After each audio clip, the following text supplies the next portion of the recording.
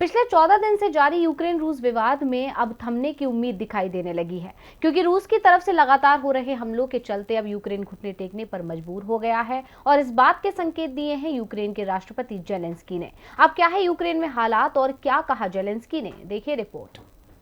Ukraine और रूस के बीच विवाद अपने चरम पर है, जिसने पूरी दुनिया में दहशत पैदा कर दी है।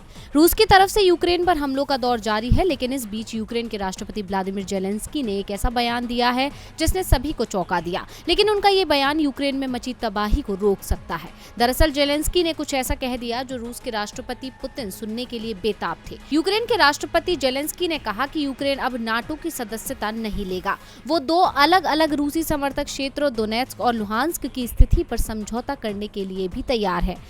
बता दें कि ये वही क्षेत्र हैं जिसे राष्ट्रपति व्लादिमीर पुतिन ने 24 फरवरी को हमला शुरू करने से ठीक पहले आजाद घोषित किया था और अलग देश की मान्यता दी थी। जेलेंस्की ने जिन दो मुद्दों पर रूस की बात मानने के संकेत दिए हैं, उन्हीं मुद्दों को रूस और यूक्रेन के बीच युद्ध की जड़ माना जा रहा है। दरअसल लाख कोशिशों के बाद भी रूस अपने कदम पीछे लेने को राजी नहीं था। ऐसे में माना जा रहा है कि रूस को शांत करने के उद्देश्य से जेलेंस्की ने ये फैसला लिया है। नाटो की सदस्यता का जिक्र करते हुए जेलेंस्की ने कहा कि वो ऐसे देश का राष्ट्रपति नहीं बनना चाहते जो घुटनों के बल कुछ मांग रहा हो।